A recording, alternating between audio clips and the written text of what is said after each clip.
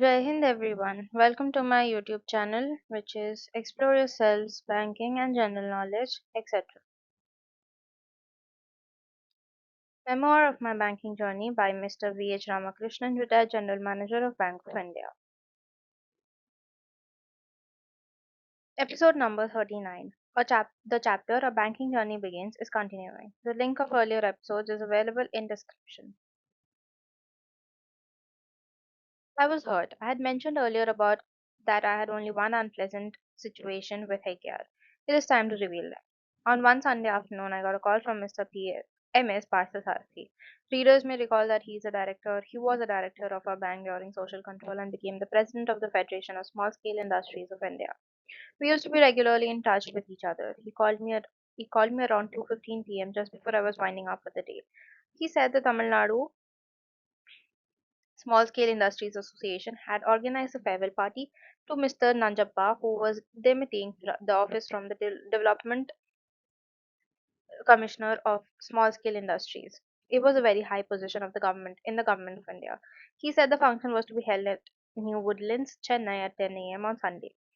He added that this was suddenly organized and there was no time to print invitations, hence the personal call. Such occasions give you an opportunity to meet persons connected with small scale industries. I assured him that I would be there. Next day morning, I took a taxi and went to the hotel. Attended the function, met many familiar faces. MSP was also happy and introduced me to quite a few persons. Back home by taxi. Next day morning, I put up a voucher for rupees 27 towards taxi fare incurred by me with full details. I sent it to AKR for approval. After about an hour, AKR called me on the intercom and requested me to meet him. I went down. He was sitting in the open hall. He told me Ramakrishnan, establishment department is objecting to the voucher. They say it is not correct to reimburse for expenses incurred for farewell parties. For a moment, I was shocked. My face became red. I told him that it was not a farewell for somebody, but for the development commissioner, and being in a department to promote financing SSI, it was part of my official duty. But AKR added insult to injury. He said, "You see, Ramakrishnan, the department says tomorrow someone may send a voucher for attending a wedding of a SSI person." I lost my cool. I told him to give me the voucher. I tore it into pieces and put it in the waste paper bin near his desk and walked away. I went straight to Mr. R.P. Vaidya. Here I have to take my hats off to AKR. The moment I entered Mr. Vaidya's cabin, he told me, "VHR, I know for what purpose you have come." Raghavan told me. I told him that he can decline. If you had told me in advance, I would have protected you. I never expected this reaction from Mr. Vaidya. I realized that AKR got the concurrence of Vaidya for declining my request. What an anticipation. I explained to Mr. Vaidya about the time I got the call and that there was no one from whom I could seek approval. Besides, this was such a small matter for which no permission was required. But Vaidya cleverly changed the topic. Instead of replying me, "Please see real base." I came back to my seat. I knew the name of the clerk. He always used to think that he was very smart. Now I would not blame him. His vision was limited. But AKR and Vaidya should not have let me down. It gave the impression that I had claimed personal expenditure from the bank. At that moment, I took a decision that I would not let go any privilege that I am entitled for.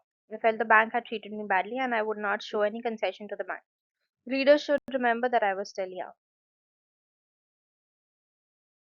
An opportunity arose soon. There was an invitation from the SSI Association of Coimbatore to depute a senior officer to participate in a conference organized. Mr. Kopikar, who was the area manager, asked me to attend the conference. As my basic pay had crossed rupees 1000, I was entitled to travel by AC first class or by air. The general practice was to obtain a clearance if we had to go by air.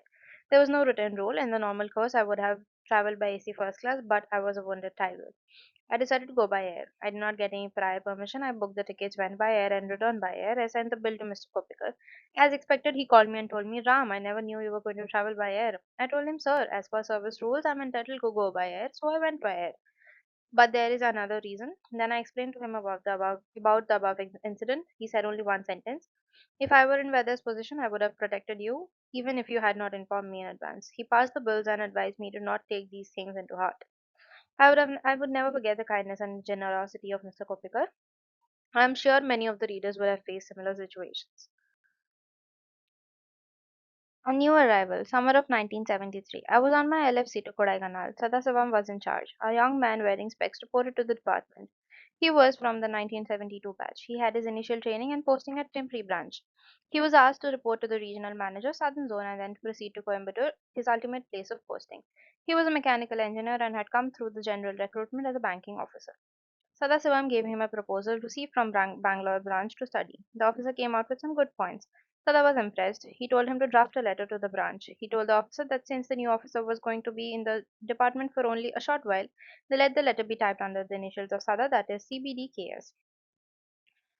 Accordingly, the letter was typed and sent to Mr. Vaidya for his signature. Couple of hours later, Vaidya called Sadasivam. He told him that the letter has been well drafted. Sada looked at the letter and realized it was the one drafted by new officer. Being a gentleman, he told Vaidya that it was drafted by the new officer who was in transit to go to Coimbatore. Next day, this officer was seriously taking notes on various accounts of Coimbatore branch and did not realize that Mr. Vaidya had come and was sitting in the vacant chair next to him.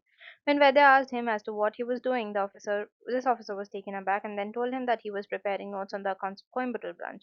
Vaidya told him in his own cryptic style, "You are not going to Coimbatore, you will be continuing here."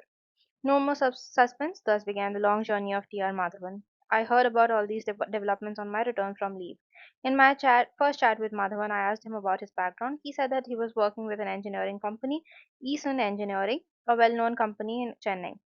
I asked him what prompted him to leave such a concern and come to Bank of India. He said that in Eason he did not know what would be his position after 3 years, but in Bank of India he knew what would be his position after 20 years if he performed well. That gave me an insight into his officer's intelligence.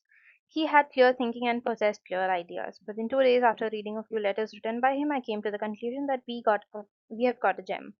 I would now say that one of the Navratnas of the bank. Do not ask me who the other 8 are. His arrival heralded the beginning of the golden era of the community banking department of the southern region. He lifted the standard of our functioning by several notches. All this in an unassuming way. This team of Sadasivam, Madhavan and I were together for more than 3 years. This is not to undermine the contribution of other officers who were there and who joined later, but the three of us had never had a single instance of discord. Sometimes we might discuss strongly about a proposal, but all in the right spirit. I doubt whether in any department the top three would have worked so closely with perfect understanding.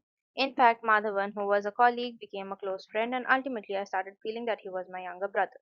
So after the CBD period, I never asked for Madhavan for my department, even when I became a GM.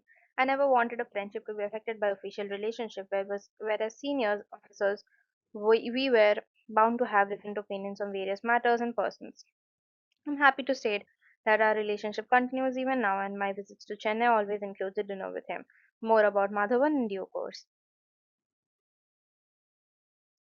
However, for the sake of my readers who joined the bank after Madhavan left, I would like to briefly mention that wherever he worked, International Department, New York branch, Mumbai Overseas branch, New Delhi Corporate Banking branch, head of CMD Secretariat, General Manager Credit, he made his mark. In credit, he was considered as one of the best officers in the banking industry and was held in high esteem by other bankers. When he was GM, he quit the bank to join Dhanalakshmi Bank as its MD and did a commendable job. He is even now active as a director of a few well-reputed companies.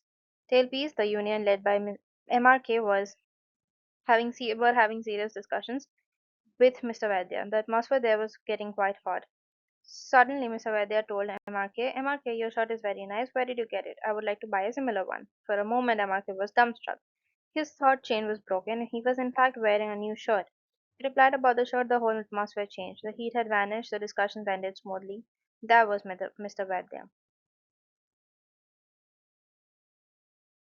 Offbeat thinking. There are only a few executives who are blessed with offbeat thinking. Mr. Vaidya was one of them. Many of us would feel that if we transfer the papers from in tray to out tray, our work is over. We do not think that what can be done other than the routine work. One day, Mr. Vaidya called for the GLB General Ledger balance sheet for all the branches on the last Friday. Then he began to work out himself the ratio of cash to the deposits of the branch. He took out the list of branches where the ratios were quite high.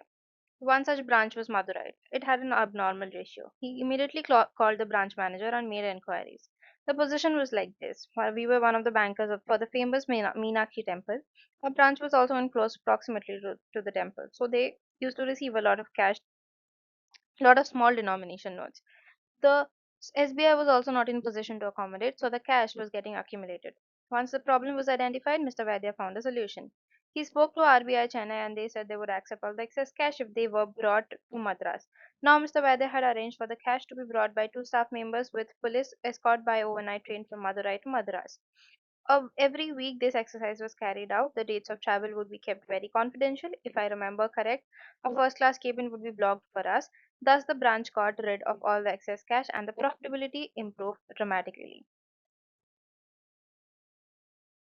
Extra interest in the training of probationary officers. Mr. Vaidya, RPV, took a lot of interest in the training given to the new tech. As part of the training, the officers used to spend 2 weeks in various departments of regional office. RPV would spend considerable time with them to know how they have been trained at the branches. One day, he called an officer who had come from Kakinada branch. He asked the officer about the training he had. Somehow, he was not happy with the reply. He probed further. Then the officer confessed. He said that every morning at 10 he had to stand by the side of the manager who would give him a list of difficult borrowers to be contacted. He would dial them. When the borrower came on the line, he would give the phone to the manager who would talk to the borrower. He said this exercise would go on for about 2 hours every day. RPV was furious. His face became red. No STD in those days. There were ordinary calls, urgent calls, and lightning calls. The last category was very expensive. RPV was so annoyed that he booked a lightning call and extended it to 6 times, 6 minutes, and gave such a firing to the manager which he would not have forgotten in his life. For obvious reasons, I'm not mentioning the name of the managers. Readers are also requested to keep it themselves if they had made a right guess. Incognito visits. This did not happen in South. I was told that when Mr. Vaidya moved to Gujarat as a regional manager, he used to visit branches without prior announcement. He would go to the counter like a customer and ask some questions. Once he went to a branch and asked the loan officer that he wanted an OD against shares. The officer told him that he should approach the main branch for such facilities.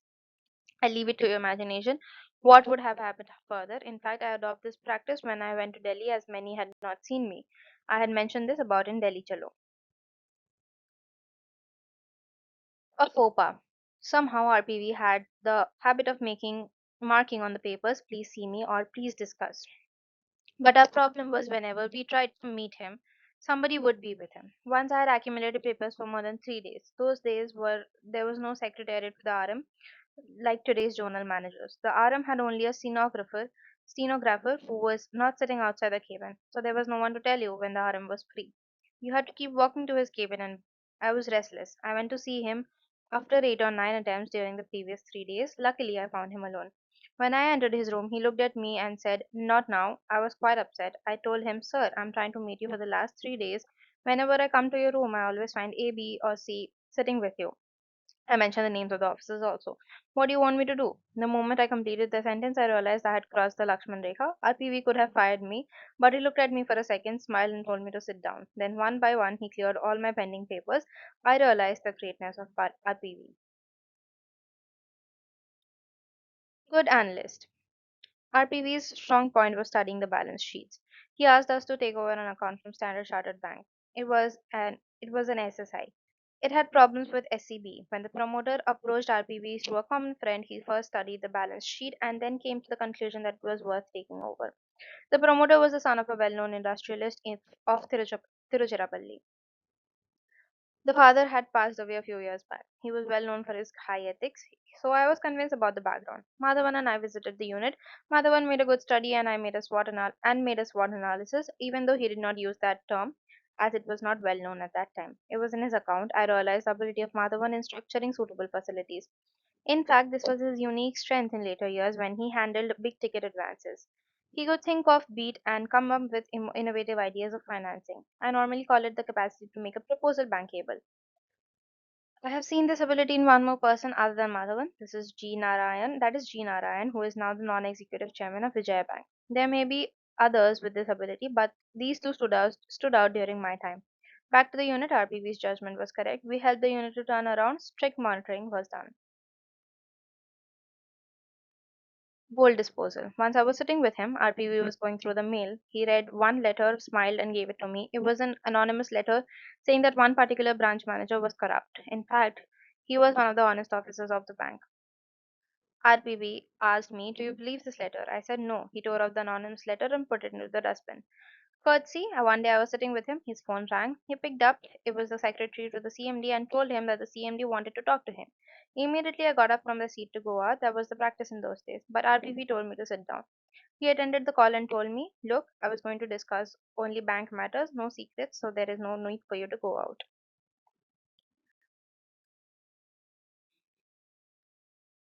RPV made me an addict. Oh no, not to alcohol, but as an avid reader of The Economist and International Weekly. He sent it out to us after reading. I used to read a few articles here and there, mainly political events. One day he called me and asked me what articles I used to read. Then he told me what articles I must read. He explained to me that the last 3 pages were very important. Each week the magazine used to cover one commodity briefly. For instance, copper production. He told me as a lending banker, I should know the international market for various commodities. Those pages would give currency position, stock market details, etc. He would have spent half an hour educating me how to read that journal. From that day, somehow or other, I was lucky to get Economist. Now I subscribe for it. When RPV became old and could not read small prints, he subscribed to an audio version and used to listen to the articles. Once, when I met him in Mumbai a couple of years before his death, he told me what I lack is intellectual companionship. My neighbors are interested only in gossip. No one wants to talk about economy or international finance. I really pitied his position. IT. Immediately after one Deepavali, RPV invited the entire regional office staff to his house for an evening tea. It was arranged at the beautiful lawn at his residence. He made us all very comfortable. Such occasions were very rare for us. My transfer was again stopped. When RPV was in charge of our region, Mr. KC Chakravarti headed the CBD at head office. A very dynamic person, he came to Chennai for an official visit. I took him around to meet a few people. At the end of his trip, he informed Mr. Vaidya that he wanted to take me to head office. RPV bluntly refused. So once again, my transfer was to Mumbai was did not materialize. Tailpiece. Once I was traveling with RPV in his car to the office. His driver was just following another car. RPV told me, look, if this fellow, meaning his driver, had joined the bank, he would only be an accountant. He would never become a manager. He can only follow, he cannot take the lead. A future star arrives. June 1973. A young man joined the bank as a clerk. He just looked like your neighborhood boy. Nothing extraordinary, but one thing that impressed us was his captivating innocent smile.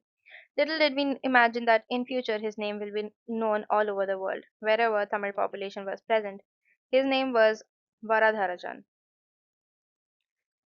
Initially, we did not know much about his talents. Then someone told me that he was good in mimicry. Quietly, he would imitate many people to his close circle of friends.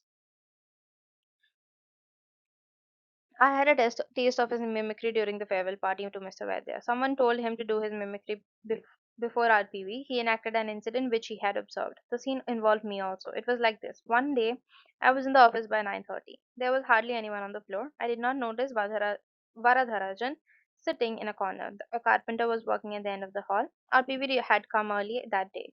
He came out of his cabin and looked around the hall. I did not notice him. He called a sepoy and told him something. The sepoy came to me and told me that RM was calling me. I went to RPV and stood before him very obediently with my hands folded around my waist. I looked at him and said, yes, sir. RPV asked me, are you the carpenter? I was perplexed and said, no. Then RPV said, I told the sepoy to call the carpenter. Why did he call you?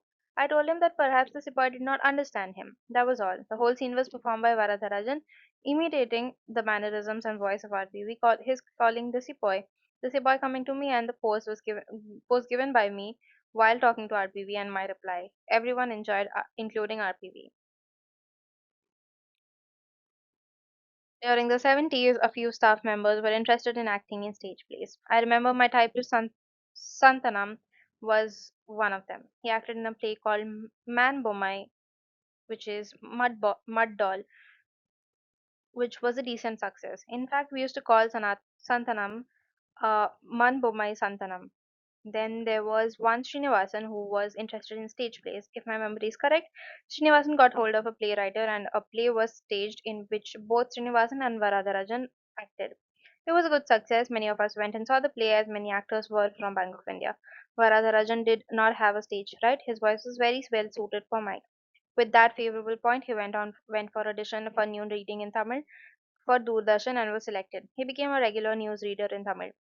His Tamil diction was so good that he could convert even an uninteresting news into an interesting news. People of my generation remember Melville de Mello, who used to read the news on AI air with excellent diction. People still remember his covering of Nehru's last journey.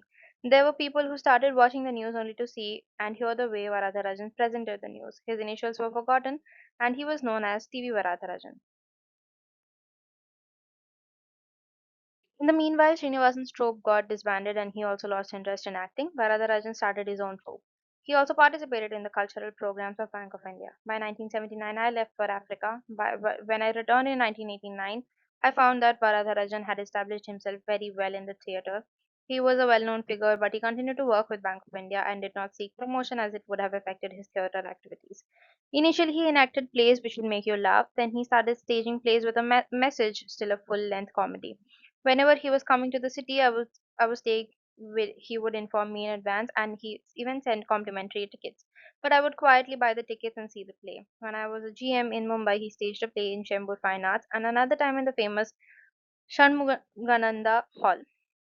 On both occasions, during the interval, he called me to the stage and honored me with mementos and introduced me with flattering words. I was overwhelmed by his affection. He had visited many countries to stage plays, including USA.